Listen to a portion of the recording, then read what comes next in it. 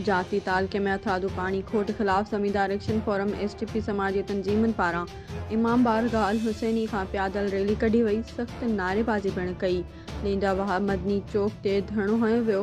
ॿिए पासे माली शाख जी पुछड़ी में पाणी न पहुचण ऐं गैर कानूनी वाटर कोर्स कटण खिलाफ बाणाबाद खां जाती प्यादल मार्च कयो वियो। उन मौके ते मुज़ाहिरीन सैयद वफ़ा हुसैन शाह, आदिल लगारी, अशरफ फहीम, जुल्फ़कार तुर्क ऐं ॿियनि शाहीन न्यूज़ सां ॻाल्हाईंदे चयो। बिस्मिल्लाहिर्रहमानिर्रहीम।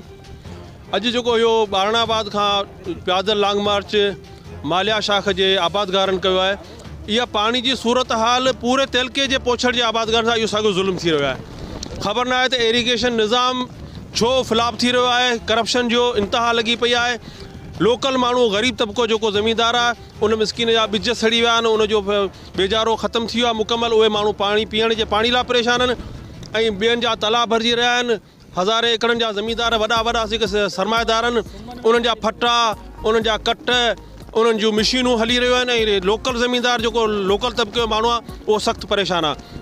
इहो प्यादल लॉन्ग मार्च इन ॻाल्हि जो चिटो सबूत आहे त हिते जो लोकल तबिको पिसजी रहियो आहे। हिकु तरफ़ कोरोना लॉकडाउन लॻो पियो आहे ऐं ॿिए तरफ़ महांगाई गाटे तोड़ महांगाई लॻी पई आहे ऐं बाक़ी रहियो इन माण्हुनि जे जियापे जो सहारो जेको पाणी आहे, जिते माण्हुनि जो गुज़र सफ़र आहे, उहो पाणी माण्हुनि जो बंदि करे उन्हनि खे बुख ऐं बदहाली जो शिकार बनायो वियो आहे।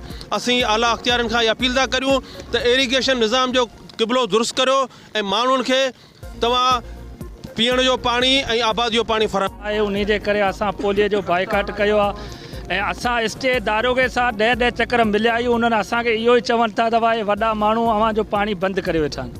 असां उन्हनि खे कढण जा माना माण्हू ॾिना ऐं उन्हनि वटि 10 चकर असां मीटिंग कई, पर एसटीओ साहिबु ॿुधण लाइ असांजी तयारी का ॻाल्हि न आहे ऐं हथ ते कट हणियो, हथ ते पाणी असांजो बंदि करे वेठो आहे। असांखे ख़ुदादारा असांखे पाणी पहुचाए ॾियो। ॿियो असांजो को बि मुतालबो न आहे, असांखे पाणी खपे। मार्च कल्ह शाम जो 4 बजे खां बारणाबाद शहर खां निकितल आहे। हिन वक़्तु जाती में पुॻा आहियूं असां ऐं इहो जेको मालिया शाख ते जेके बि दोस्त अॻियां ॻाल्हाए विया आहिनि ऐं मालिया शाख ते असांजी ख़ुदि ज़मींदारी आहे, असीं ख़ुदि ज़मींदार ऐं असांजो उतां खां जनम आहे, असांजो उते ॻोठ आहे ऐं ॻोठ वारनि उतां खां पोलियो जो बाइकाट कयो आहे ऐं हिननि पोलियो जो बाइकाट को हिन जो को वॾो मुतालबो कोन्हे। हिन जो सिर्फ़ु मुतालबो इहो आहे त ख़ुदारा मालिया शाख खे पाणी ॾेई करे असांजे जीअण जो जेको हक़ आहे उहो हक़ असांखे ॾिनो वञे।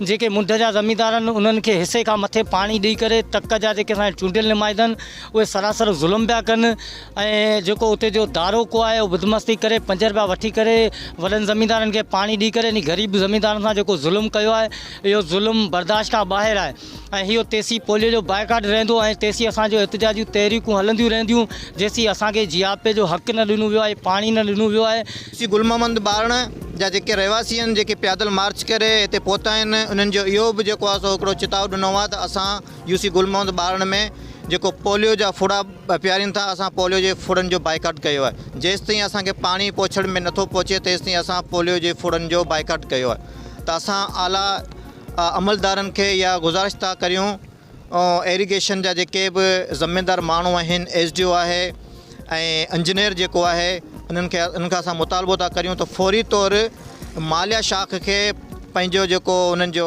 पाणी आहे हिसे जो उहो फौरी तौर ॾिनो वञे।